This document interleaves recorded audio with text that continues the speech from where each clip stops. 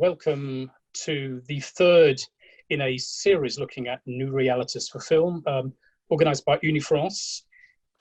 In part one, we talked to distributors, sales companies, and we talked about co-production. And I think what we learned from there was that the COVID crisis had accelerated and accentuated issues that were already in play. And I think we heard a lot of very honest assessments, I think, of the challenges that have come ahead, but also the opportunities that have emerged during this period.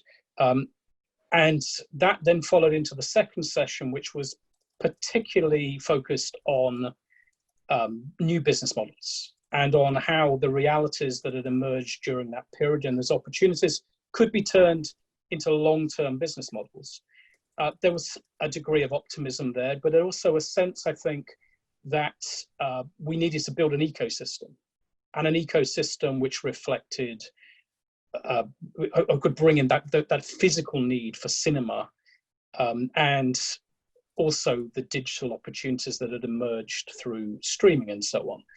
We felt that ecosystem required a greater concentration on audiences, and I think the general feeling was that whatever's coming next will be a kind of amalgamation of the experience economy, the digital economy, and the knowledge economy. What came out in all of those sessions, of course, was the importance of public policy and public institutions in whatever happens next. We know how vital they have been to the development of the creative industries, to film in particular, over the last few decades. And it feels to me that when this COVID crisis hit, we were not coming at it from in a period of crisis. We were coming with actually a lot of very positive developments. I think particularly in the way that the international market was coming together. I think that the co-production, which we'll be talking a lot about here, was really had really come into its own over the last few years. We'd seen the development of international festivals and international relationships. And it felt to me like we were moving forward into a new era in which the discussion about streaming and cinema and so on was a facet of how we were going to organize going forward. Now, what we've seen with each person that we've got here in our audience is all over the world, we hit this unexpected crisis. And all of us found different problems, different issues that we had to deal with quickly. I have to say that when we're talking to everyone here, one of the most impressive things about this period was how quickly and flexibly the institutions managed to make changes. And we'll be hearing about how those things happened. What we're going to try and get to at the end of this session is to understand how what was done in the short term to ensure the sustainability and viability of our industry during the shutdown turns into long-term strategic strengths. And that's what we're going to try and get to today. So we have a panel which is thoroughly international, I'm pleased to say. We have Liza Diño-Seguerra from the Philippines, from the Film Development Council in the Philippines. I think one of the things that we've that I think came out strongly in reading lots about your work during this period is just what a powerful advocate the Film Development Council has been for this for the industries. And I think perhaps also during this period we've heard a lot about how governments recognized that it needs those creative industries to work. We have Simone Baumann, you can give it a little wave there, from the MD of German Films, which is very much the promotional advisory support body for the export of and promotion of German films. She's been there since 2018. And I think Simone is someone who, again, was already, I think, working quite hard to see how we could integrate the work of German films with trends in the market, in particularly things like streaming and the growth of animation and so on. We have Claudia Triana from Pro Imaginis in Colombia. I've known Claudia for quite a long time, and I have to say, it's when we talk about putting countries on the map, I really feel that what's been achieved in Colombia is truly remarkable. And I think Claudia's got a lot to take credit for there. But it's that team that you've put together, the strengths of Colombia in integrating itself into the international market has been critical. And I think it'll be great to hear about how that's going to move forward and keep going forward. Daniela Elsner had already had a pretty distinguished career in sales, someone who had a very strong connection to the international market, and is now MD of UniFrance, appropriate enough, the organization that I think promotes French film in those international markets. So her perspective, I think, she came in with a broad perspective, and I'm pretty sure the last few months will have been both challenging and interesting in terms of how that goes from there. And Mathieu Fournet from the CNC, Head of European and International Affairs. And again, it's hard to talk about the international market and think about the growth of co-production without thinking about the role of the CNC. And of course, the CNC is perhaps the institution which, when we talk about European bodies in the European film market, I think the CNC immediately comes to mind as one of those that has that kind of powerful role. So welcome all. I'm going to start, if I may, with Liza. So I just think it's very useful. First of all, give us a sense of how the Philippines had been working up to this point, because a lot of change, a lot of work was going on with some of the partners that are actually in the Zoom room here. Perhaps you could give us a sense, first of all, of where we were at when the COVID crisis hit and what that meant for you. Well, this year was supposed to be the biggest year of FDCP, and our partnerships are supposed to be coming into fruition already. We've been working at it for the last 3 years, partnering with CNC, UniFrance, Korea, and all the other countries where we bring our talents and projects to engage in various international co-production partnerships. For the first time, we were given an incentive so that we can bring in foreign productions in the country and engage with our local productions here. We were also given, we also created funding to engage with international co-producers. And all of that came into a halt because of the pandemic. As soon as the pandemic hit the Philippines and the lockdown was announced, in 3 days, we were able to reallocate some of those funding to be able to support our workers. Because in the Philippines, the creative industry is kind of in a policy limbo. We're not a formal economy because a lot of the workers, 70 to 80%, are freelancers, and we're also not a priority sector in terms of the vulnerable workers and people living in the country that will be provided support by our government institutions. So the FDCP has to step in so that we can give some kind of wage subsidy to all the affected film workers who lost jobs during this pandemic. So I wasn't, all these plans, and we just came back from a Berlin trip. We launched our projects, we launched our incentive. So we were all on a high, and when this happened, we just had to really look at everything at the present and be present and listen to what's happening with our industry, provide support, bridge the gap. Our industry is still very fragmented, introduce some policies that would actually allow for the government to provide support, specific support for our country. And did you find that the government was a willing partner in these things? Well, actually, I don't think that it's not because they're not willing to support. There's just the Philippines being a developing country. The priority is to alleviate poverty. And of course, when it comes to setting priorities, arts and culture kind of takes a back seat for the most part. But it's all about representation. We worked with champions in legislation, the Senate. We worked on various position papers to make sure that our industry is not left behind.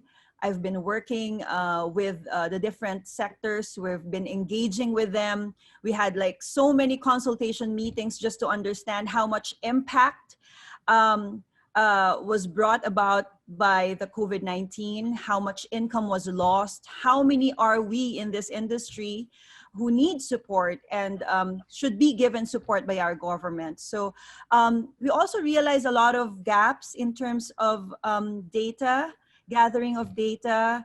I guess in the last 3 years of FDCP, we've been so focused on programs, engaging with partners, creating various initiatives to really support the internationalization of our projects and our talents, that all of these structural initiatives were kind of like set aside. So now that we had the time to actually stay in our homes and coordinate with everyone and catch up with everything that's needed so that we can be provided support, we did it right away. So the case you were making, and I think this is very important in your markets, is that you were building a message for some time that for your government that it was economically important as well as culturally important, and that co-production was a job creator as well as something which put the Philippines on the map, as it were. Yes, it's for me, it's very important to the Philippines in the last 100 years. Our industry has been pretty much insular. So it's really 80% of our revenue comes from domestic productions. People make films to cater to the local market. So it was really an uphill climb for us to create this, to get the government to give importance to the path that we're taking, this direction of globalization, this direction of engaging with international stakeholders so that we can create bigger audiences for our content. So right now, now that we have their attention, we've been pretty successful in bringing out a lot of our talents in these platforms. And we plan to continue that despite of this setback. I mean, despite of the pandemic, we're continuing on with participation in the Cannes Film Festival. We have projects in Cannes Docs. We don't plan on stopping, but we do hope that the government will continue to support, because right now, all of our funding, the funding from various national government agencies are pulled into one funding to create the fiscal the economic stimulus package that will be given by the government. Okay, so I'm going to come back to festivals if I may, but Liza, just because I think this is very useful in setting the agenda here. You were making that case, that economic and cultural case. This year looked like it was going to be a great year. Then COVID hits. So you've now, obviously in the short term, you're trying to make sure that projects carry on and so on. Do you feel the momentum will continue after this and that you haven't lost anything during this period? Can you just pick up and make sure those co-productions keep working? We need to shift to the digital platform, because right now the priority of the government is to really the priority of the government is to refocus all of the funding, all of the programs that we have to cater to COVID-19 interventions.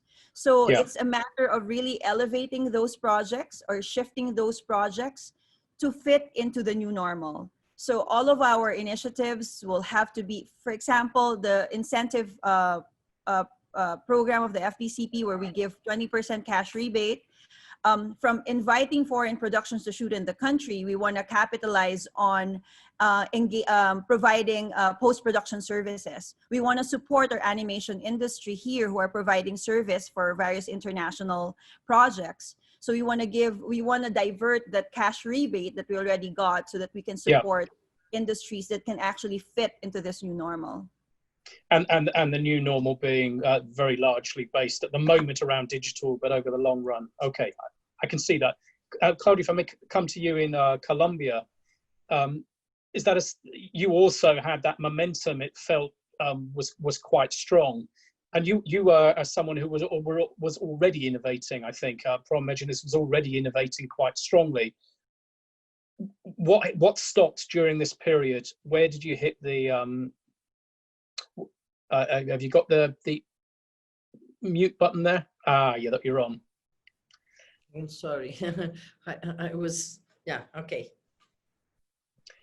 So, Claudia, I'll ask the question again. We just heard from the Philippines that there was a sense of momentum that then stopped. They are, I think what Liza was saying is they're going to have to look at how to use digital platforms at the moment to ensure that that message is constantly being reiterated, that there is a strong industry that's doing things all the time and moving forward. Is there anything that was anything interrupted by the crisis and the lockdown for you? You also had momentum, I would argue, or would suggest, in favor of Colombian film? Well, everything was interrupted. I wanted to say that Proimágenes is a non-profit organization, but also has in their memberships the government institutions. So we're working closely during 22 years for the creation of the system of incentives hand in hands with the government. And we've been working with this new government that it's already 2 years in the new plan for the audiovisual. And we had already the national plan approved in May 2019, and we were looking forward for the rules and to be ruled to have a new incentive for the audiovisual in general. We were passing from only supporting like films and television, but independently, and digital content independently, to try to look for the audiovisual in general and to have more incentives for it. So we were in the middle of that, and in the middle of the International Film Festival in Cartagena, which is our main festival, when the tsunami came. I mean, when everyone was like, what's going on? Everything was suspended. We had 240 contracts with our grants to national production films projects going on, that we had to talk to them and see what was the case of each of them, giving more flexibility to all the projects that they cannot shoot, that they cannot travel. We're shut down. These 3 months we've been closed, totally closed. Everyone working like we are now. And also we have in the other fund that we have a cash rebate in Colombia. We had suspended 4 projects that were going on, one from Korea, one from Spain. We have no traveling at all, internationally, of course, and nationally either. So we had to reorganize everything. And after 3 months, I can say that the balance is that we've learned a lot about technology, about the possibility to connect in different ways, other than the physical one, that for me is fundamental. I mean, I feel that that's the great loss, to give good hugs and see each other to our eyes and create confidence, because this business is always with the confidence to create together, to world build together. But I think we had also the time to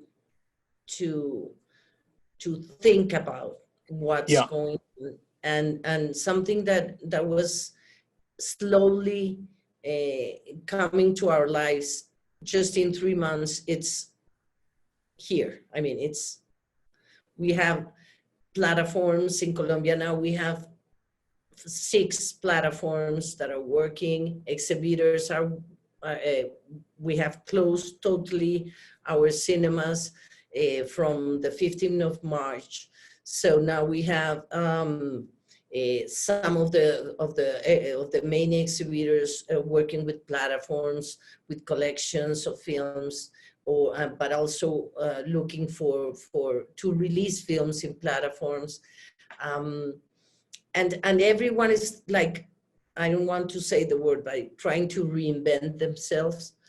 And we weren't the exception. Proimágenes, for instance, organizes the BAM, the Bogota Audiovisual Market, in June.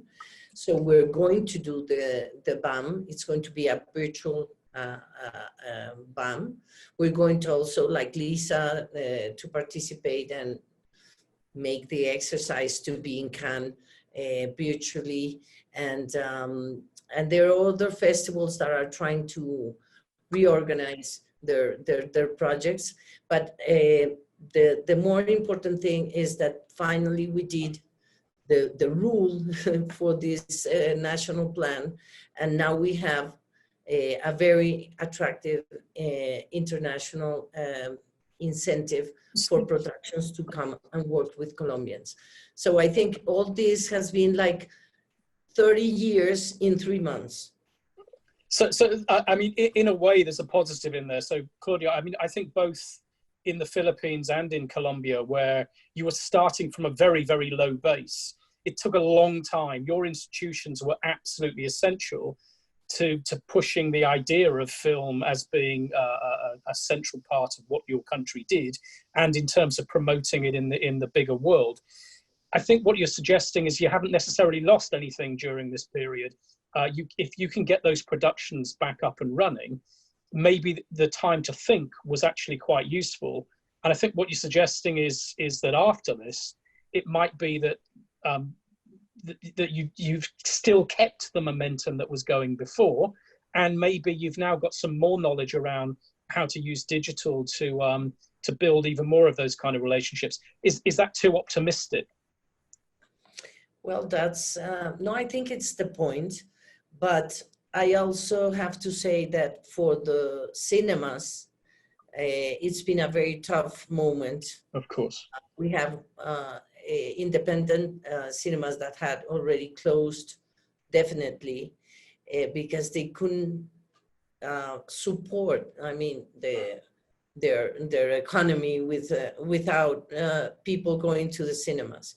So, and I think that until September or July, I don't know, August, September,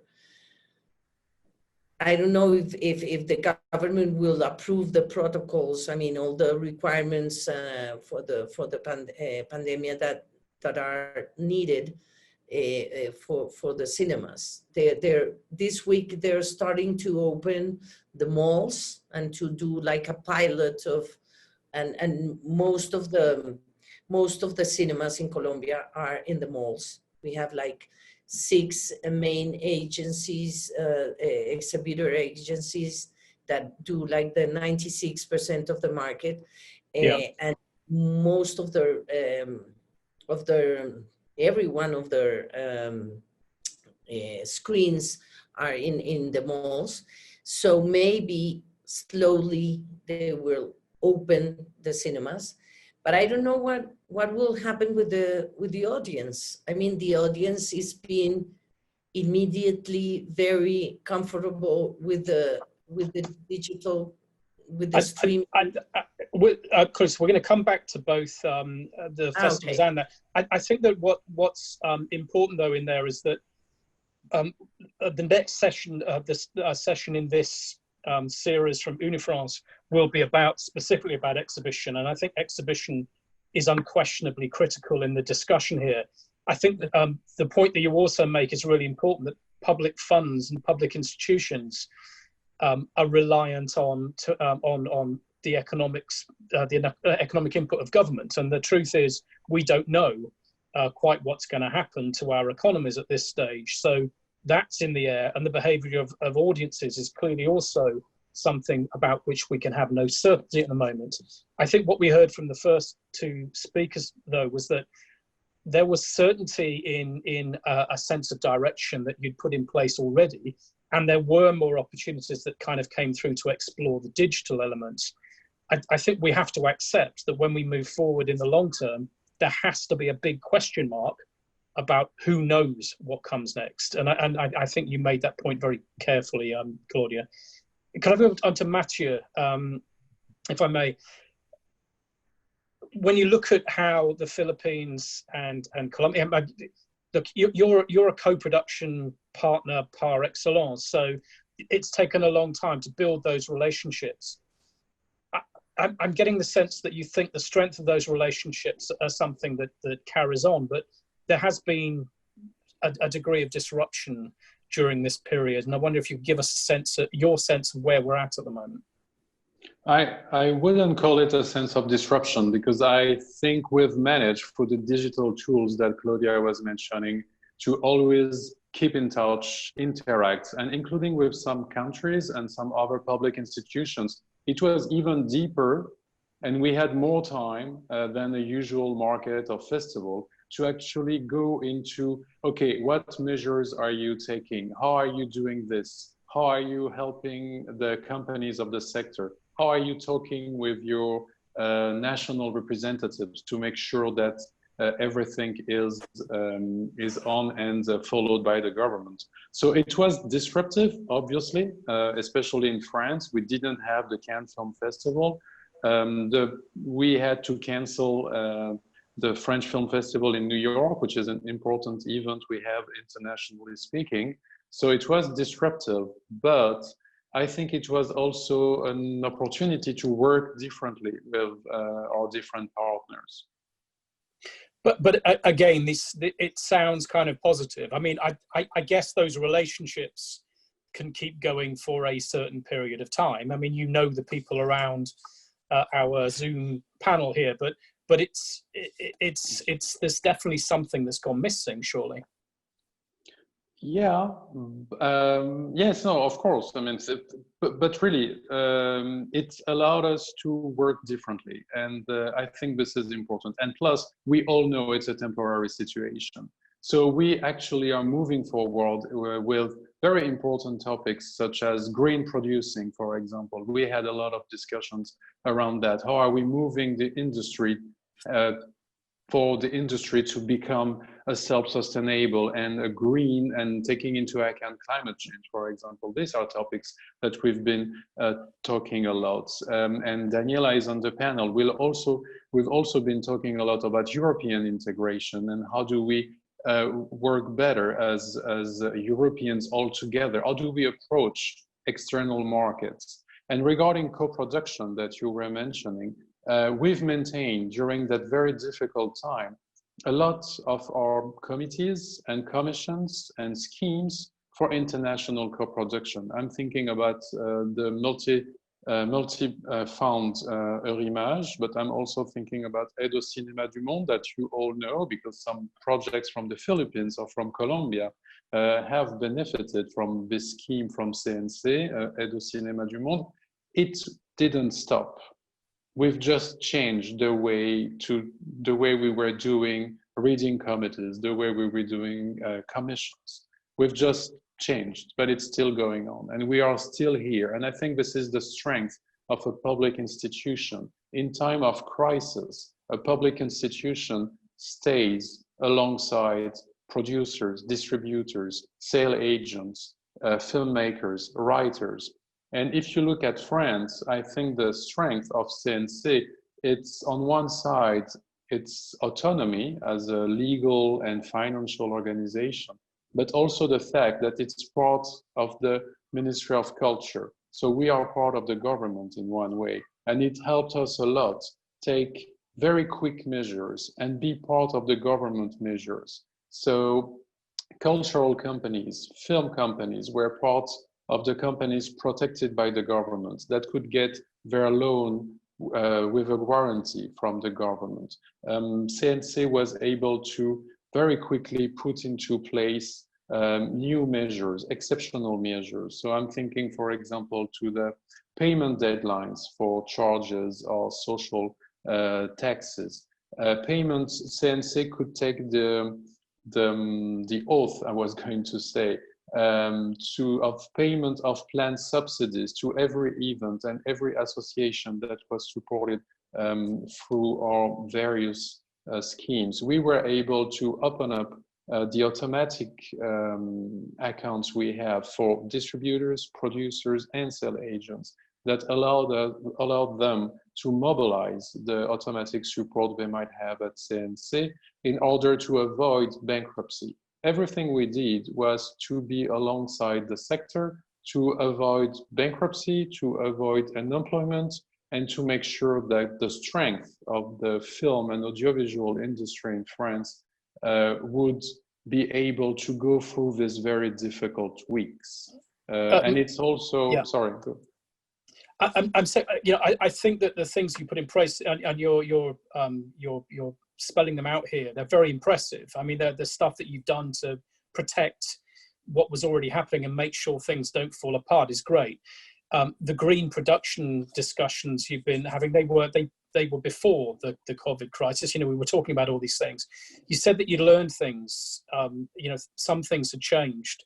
I just wondered what those things that you learned might be, and how that would affect policy going forward, if indeed it does. That's a difficult question. I mean, no, we've learned, for example, I mean, it's true that we were also coming from a world where we would always meet each other. And I think our industry has to change. We don't have to travel all over Europe and all over the planet every 3 weeks in order to meet each other. But I still agree, like Claudia mentioned it, seeing each other is fundamental. Trusting each other is very important. And it's maybe because I'm French and Claudia is Colombian, so it's like the Latin blood talking, but you need to see each other in order to trust each other. But maybe there is a new way of doing things that would be a mix of having a digital platform for a market and also a physical market, but maybe not everybody will go. And it's a way also of doing things in a more climate-friendly way. So I think these are things that are changing. And in terms of CNC has a lot of commissions and a lot of schemes, and we have a lot of meetings in order to decide which project will get help through one fund or another. And we finally moved everything towards digital meetings. So we are usually not using Zoom, that is not approved by our computer department, but other technical tools. But maybe in the future, we're going to do a mix of both. And in a way, that echoes the discussions for the first 2 sessions of this series, is that we're talking about an ecosystem. What we seem to be learning, which is positive, is that there are some things that we can do better now, that we know more about how to do, and that audiences are more, and industry is more responsive to, that we can bring in. But it doesn't fundamentally change the things that we were doing already. It feels like all of you are saying that process will continue, and nothing's really turned upside down. Well, I mean, no. And the film, to make a film, you need to shoot a film. So, the shooting will still be here and will still be physical. So that was a part of the industry that was extremely hit and damaged by the whole epidemic. And I'm sure it's the same in the Philippines or Colombia.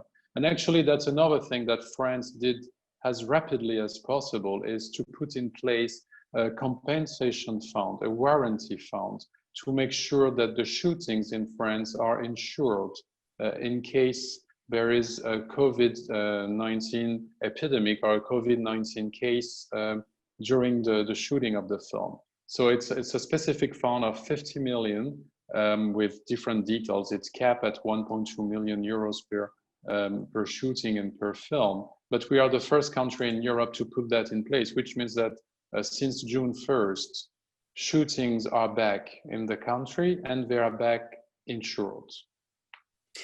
And that obviously is essential as well. So co-production remains a critical priority going forward.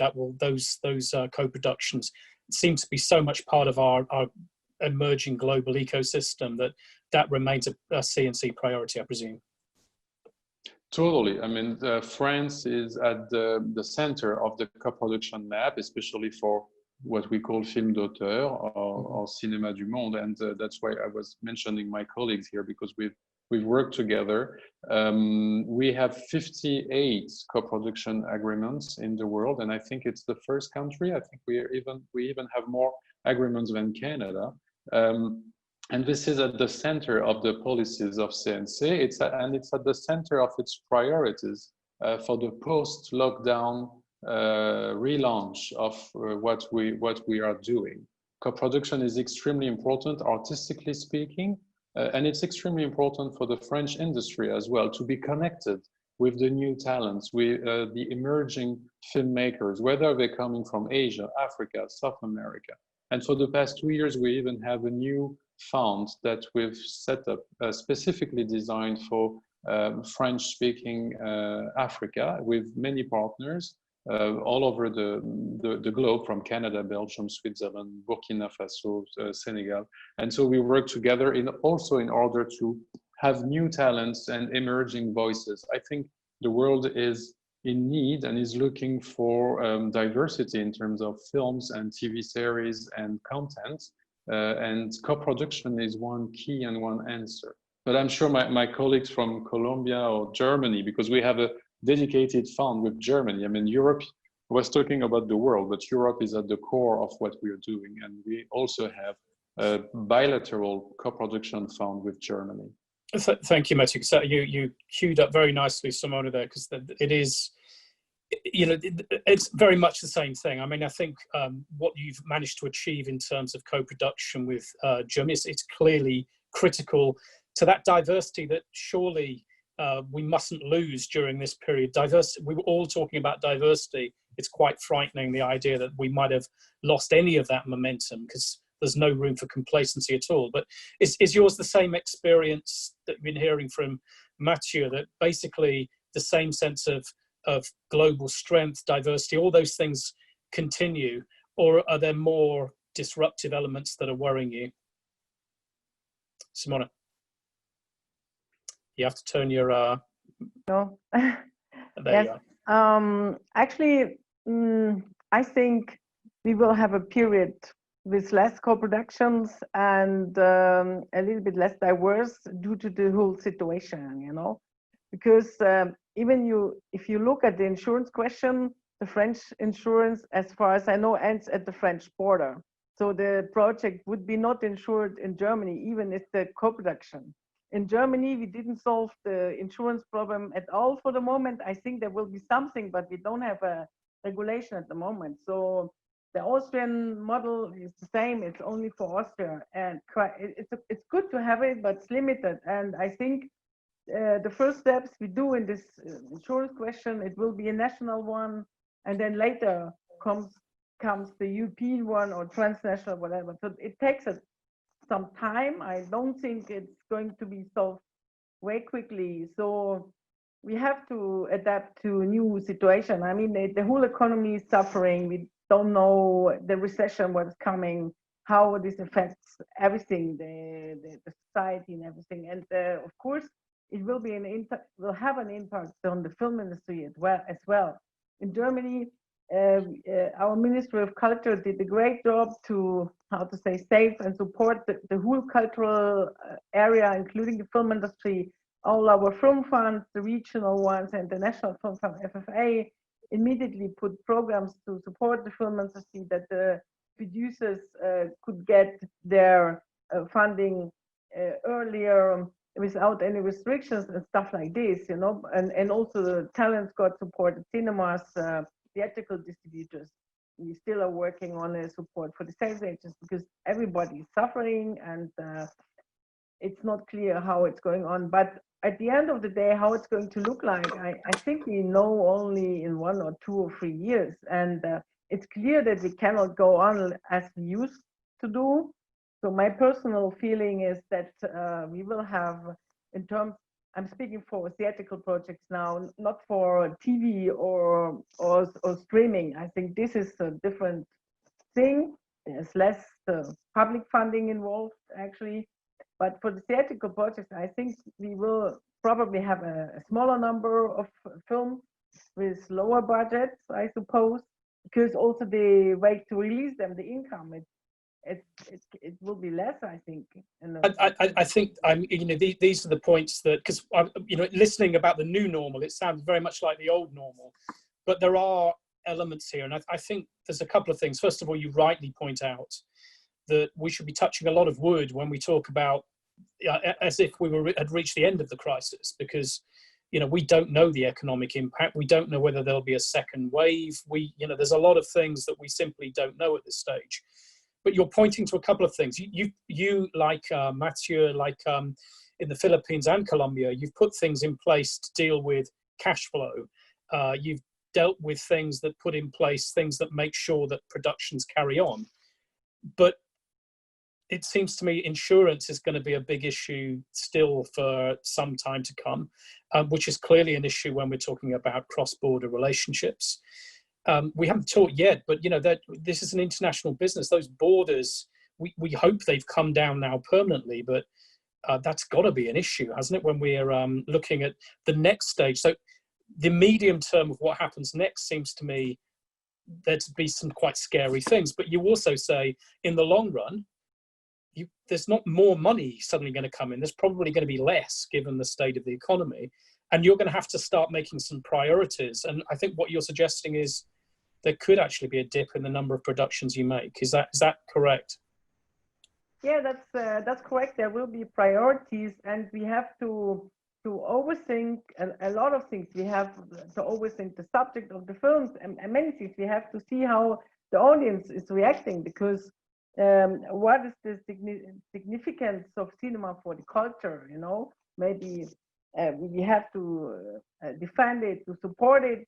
The business, we have to overthink the business part. What does it mean? There are many things to deal with. I think it's a more complex question, and we have to put a priority what to support with the public money, I think. And do you think that the growth that we've seen in terms of audience use of VOD and perhaps some of the potentially creative ideas that have come out of this, the diversity of the audience that might be going on there, do you think we're going to see a shift in the balance of the kind of things that you support now?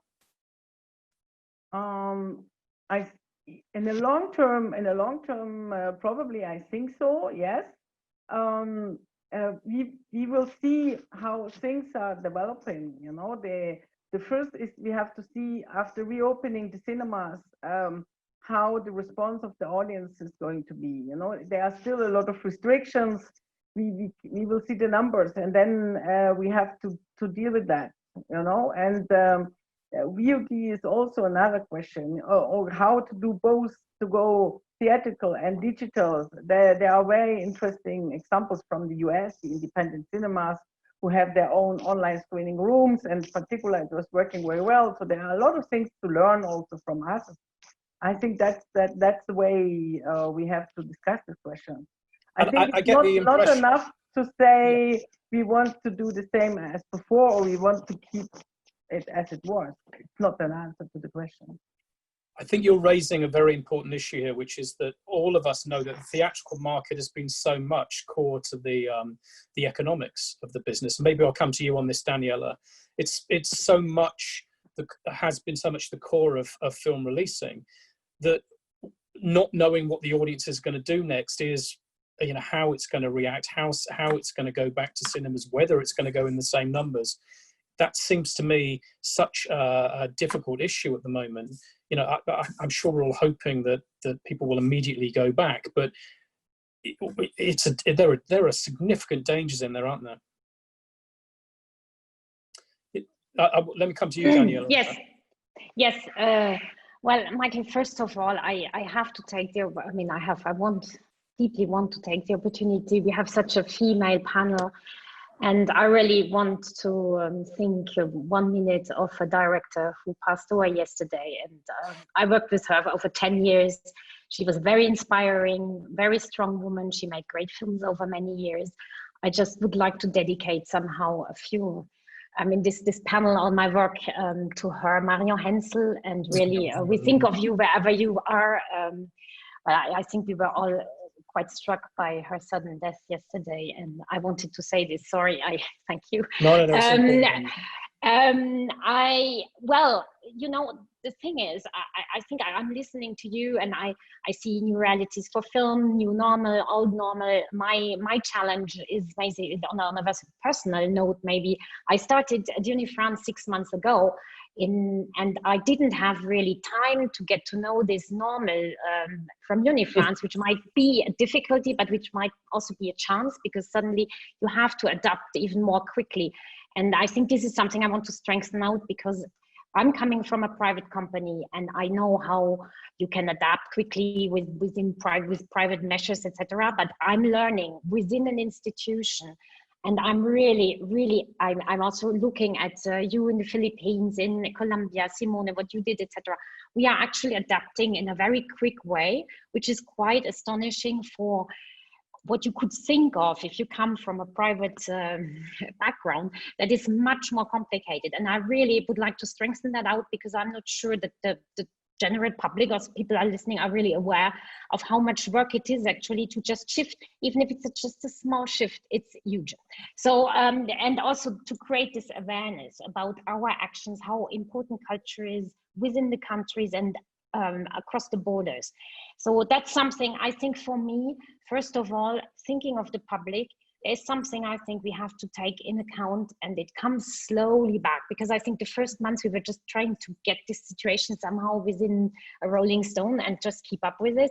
And now, and I think that's also with the upcoming markets like in Annecy or in Cannes, we're coming back to what is really our passion, films. Like we're coming there, we're coming to discussions, we're coming, like films are being selected in festivals, films are being announced.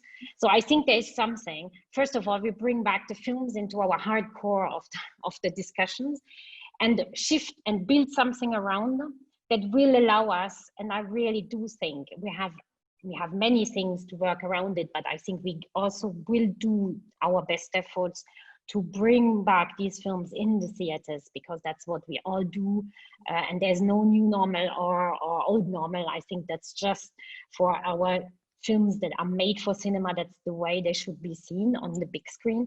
And then we work around with all the other screens that we can also possibly have access to.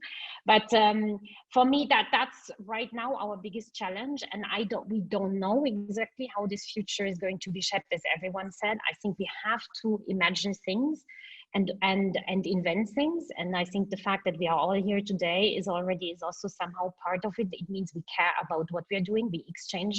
We talk a lot, as Matthew said, as Liza, Claudia, and Simone, you also said it, like somehow we exchange. We also maybe lost a little bit of time in these discussions, which sometimes seems like quite endless. But on the other hand, every time you keep something out of it. And this makes us going and also inventing. And I have many questions like, oh, how do you think tomorrow will people go back to cinema?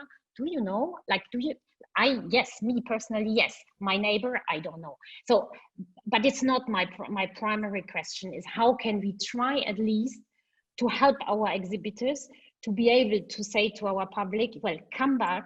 It's a safe place in a way. We do care about your health. So we do put everything in our possible, like we do care about you.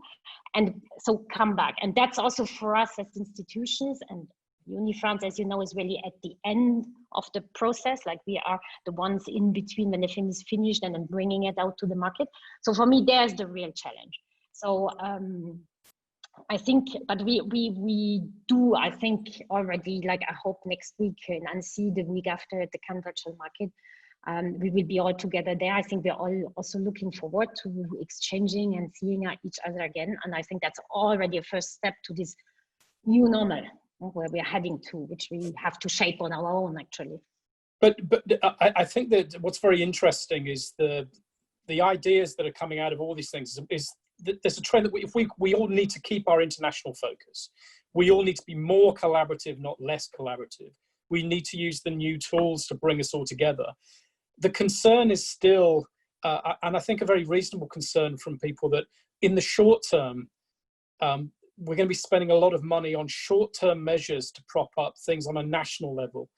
And I look at things like diversity, where, you know, we had a lot, one of the reasons why I think institutions have got better at changing is that was a crisis that I think we needed to address at fairly high speed too. But are we going to lose some of that cooperative, international, diverse kind of thinking in trying to make sure that we get out of our national, local, individual crisis? That's you, Daniel. Okay, I'm sure you yes, know. I know, but no, I don't know. But I think this is exactly the great challenge, because I think we have never been as much national as these 3 months. I mean, we didn't even, we were not even national. We were like home, like we were family. We were like closed down and then going out on Zoom aperitif with friends. But that was like already the big challenge. And I think now we have to somehow wake up again. And I think it's not only, you know, I just had it's this discussion with our staff members, like the way to come back to the office is already like, it seems to be huge. Like, how can we go to an airport, take a plane, go somewhere? It's like, it seems, I mean, 3 months ago, we didn't even, we went to Berlin, as you said, Lisa, and we didn't even really think of COVID. I mean, it was on our heads, but it was like somewhere else, not us. And now we're like having troubles to go back to the office. So I think there's a huge challenge to go back internationally again, even though, and that's why I think we have learned very quickly and we adapted. We used all these great digital forms to keep in touch, stay in contact. That's also what we did at UniFrance. We really baptized our whole level of things we did, like stay in touch. I think for me, it was very important. The more we talk to each other, the better it is. But there is something, as you said, Claudia, later on, there is something that you do digitally, which is nice, but then there is this clearly personal exchange in a meeting that you just can't replace. So I think we really need, we have to combine both, and we have to combine both in the way also, Mathieu, as you said, with the green thinking, which is also very important for us, because we can't just go on as if nothing happens, for sure. And I mean, that I think we all agree. So, I mean, for me, it's really one of the challenges is to go back out of our homes to the international market, and then go back there, maybe virtually, but also physically, and combine both of both sides, which will be tricky, because it's not just either one, it's both. So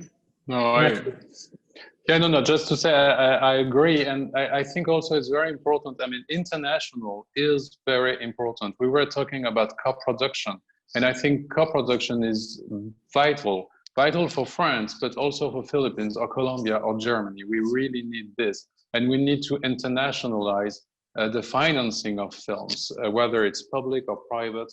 It's very important, but also, and I'm going to speak for a part of the industry in France that is very important to us as well, the state agents, the exports, the international market. How do you bring a Colombian film to France? How do you bring a French film to the US audience? How do you bring a German film to a Chinese audience? And I think it goes both ways, for the financing part and the creative process, artistic process, but also, where do you screen your film? To which markets, which audience? How do you sell your film internationally?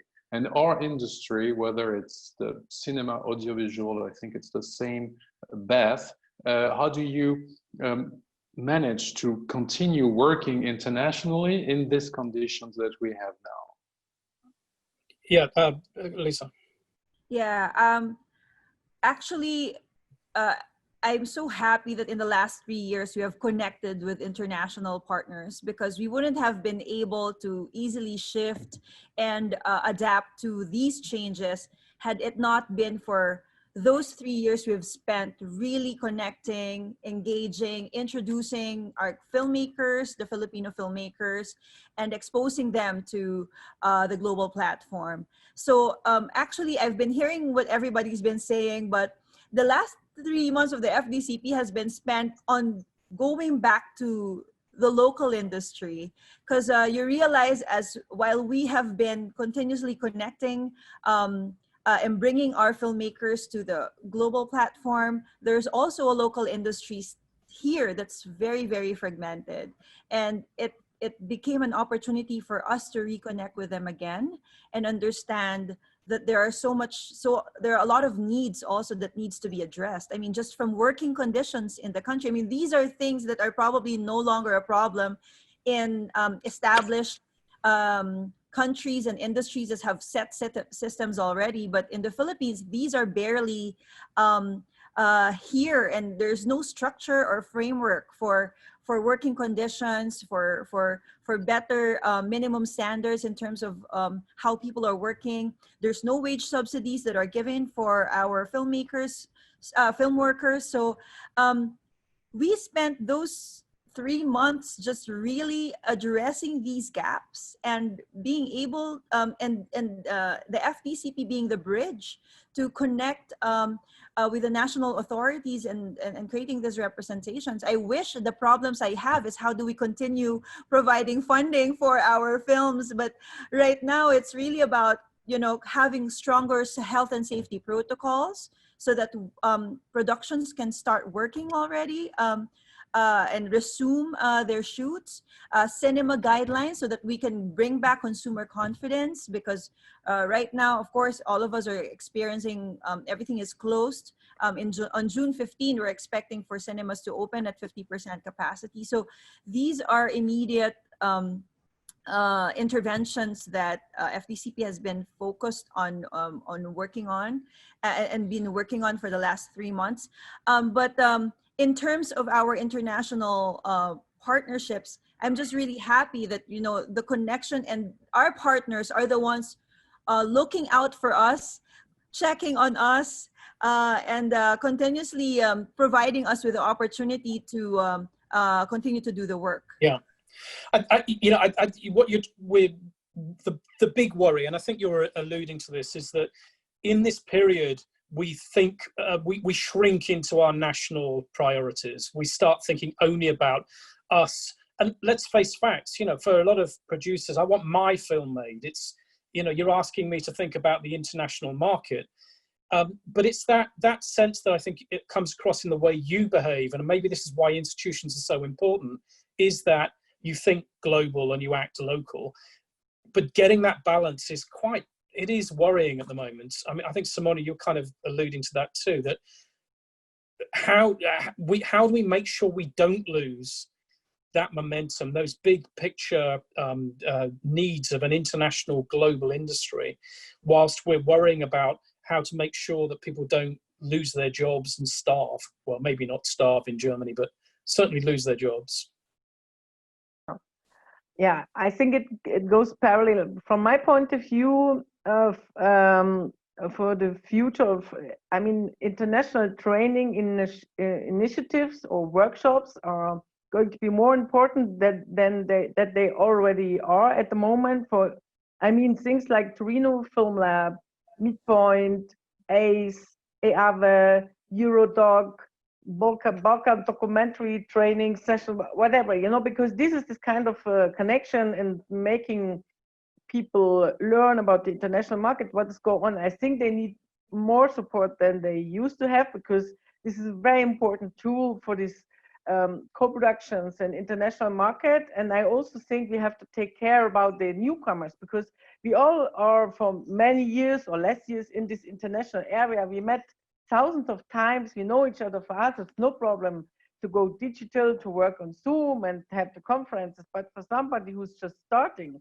it's a real problem. So we have to think about also education, but we have to get the young people to the international market, and we have to make these workshops and training initiatives much more stronger. This is something concrete, but I would say, and we have to invite people from all over the world there. It's not just on a European level, but on a worldwide level. I think that's a very important tool. So that's one thing we can be focused to keep this international lineup. That those institutions, those critical international institutions, I mean, obviously the European Union will hopefully be looking at this too. They need to stay in place. So whilst we're working out our national policy, it is probably, I think they'll probably end up needing more support, I think you're suggesting, for some of those international bodies that bring all of us together in some kind of common interest. Claudia, you talked about festivals, and you've now had experience of festivals moving online. You've got that sense of now, you know, you've not physically been in the same room. Can we survive much longer in the way things are going now with these kind of digital festivals? Have we learned things that we can do, as Matthew suggests, without going to places? Or do we need to make sure those festivals actually strengthen during this period and become much more of a focus for our international cooperation?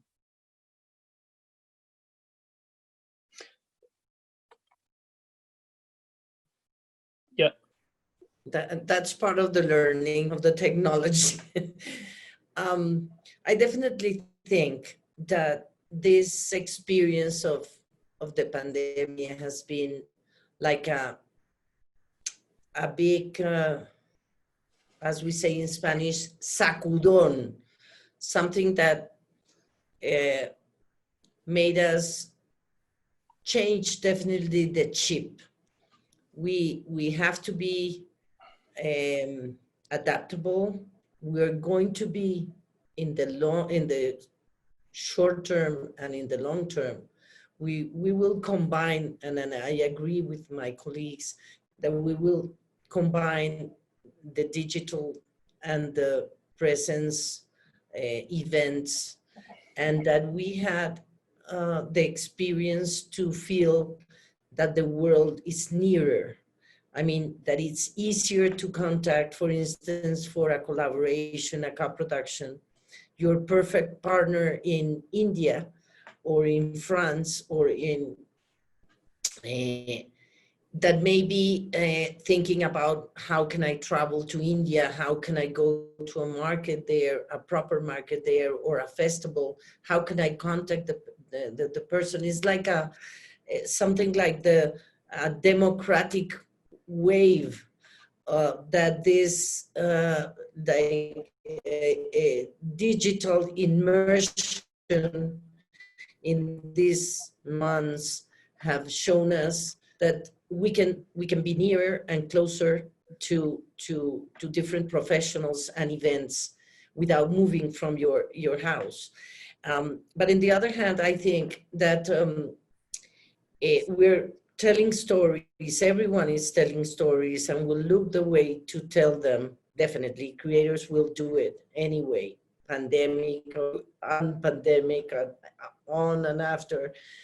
But young people, who are most of our audiences, and I'm sorry to say I don't classify because it's from 15 to 40-year-olds, mostly, they are looking for new experiences. And what I feel is that they're going to, they already do a lot of digital, consume digital content and have all their tools and computers and things and screens, digital screens simultaneously, but they will definitely still go to concerts, to cinemas.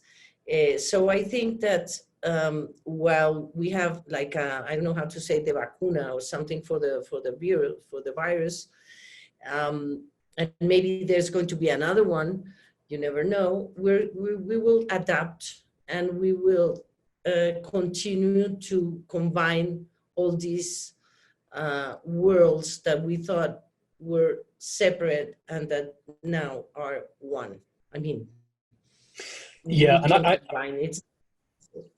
I think it's rather beautifully put, Claudia. And I think the truth is that we talk about a 3-month crisis, but it needs to be seen in the context of what I think is a battle that's become very clear now. And a battle's probably not too big a word at the moment, between a sense that of a world which is more socially diverse, more connected, and there's a world that's more insular and narrow. And coming from Britain, maybe that's our psychosis right now. But it's that feeling of that what our institutions represent have international at the heart of them, and that we can't lose that, and we can't lose diversity because of a 3-month crisis. But it's never easy. It's got to be built, and it's got to be built over a long period of time, and that's never stopped. So I'm going to ask you a couple of things. I've been asked a question first, if anyone can jump in here, and then we'll do a kind of last question for you all. I've got a thing about regional funds here.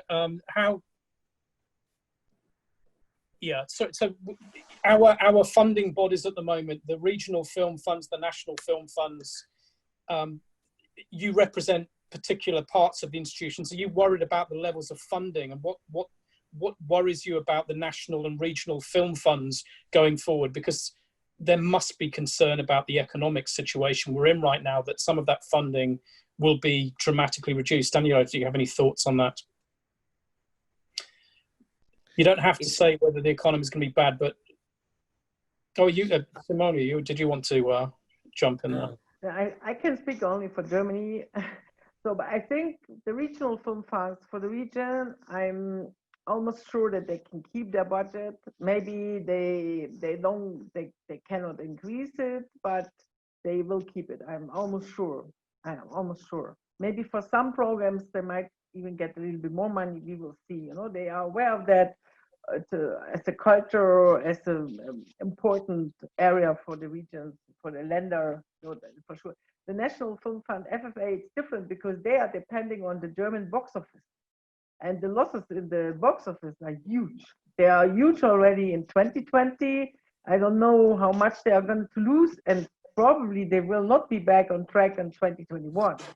Yeah, so that's a big question, and there will be a discussion. Is it possible to replace this money by the Ministry of Culture or whatever? I have no idea, but the discussion is coming up next now. Now they are discussing how they will make it in 2020 with the big losses, but then 2021 is coming, 2022. So that's an open question. I mean, a lot of them are going to depend on how the economy is derived, but it's also, I think you're making the point that maybe Liza was making at the beginning, that the economic and cultural benefits are probably a lot clearer to government today than they were maybe 5 or 10 years ago. So what I'm going to do is to close the panel. It'd just be useful if there's just to give us a sense of one thing that you've learned during this period that you could look at and say, this has changed my thinking in terms of the priorities we have. So Liza, maybe we could start with you. Is there anything that happened in the last 3 months that made you think, right, that's a perspective I didn't have before. I now need to bring that to play in my day-to-day work? That there's value in continuously connecting with our national authorities in terms of policy initiatives and strengthened laws for the film industry. Because we've been neglected for a long time, and a lot of self-regulation has been happening for so many years. So, and the FDCP has been really focused on developmental programs that kind of took a backseat. But now we need it more than ever, because we need to formalize the economy, and at the same time we need to create a verifiable database for our informal workers. Because now the problem is, even if there's government support, because I've been lobbying for support for our workers, the government doesn't have a registry of who they are. So we need to address these things right now. There's a knowledge gap we can fill. Simone. For me, it's a kind of speeding up a development what used to happen in a way anyway, a little bit, I would say. So things go faster with the digital development and so on. I think we will have both the hybrid situation. You have physical events and you can do a lot of things online. What I learned in the last month is that for the pitching sessions, for presentations of new projects and all these kind of things, the online works pretty good. And it's mostly we got a very positive feedback from many events, and all the connection was good. For sales, like a market to sell films, there is a big question. Yeah. I mean, the German sales are very hesitative. Again, according online, they hesitate a lot, and I can understand it. Other companies maybe are more, let's try. So, but that's for me, it's a question if this is going to work. That's a big question for me. Cool. Thank you, Simone. Claudia.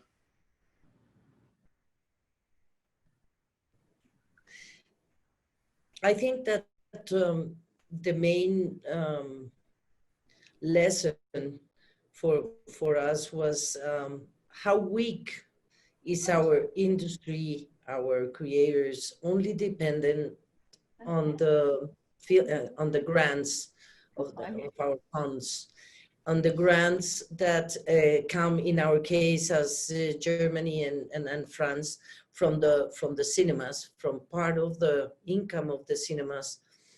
And definitely we have to think of around 30% of what we were expecting, at least this year, and I think maybe half of the next. So what I think is that we have to think how to diversify our vision to support the growth of the companies, their independency as in their I don't know how to say the word, como emprendedores of the companies, of their own way to show and to work in the market, in the global market. That's one.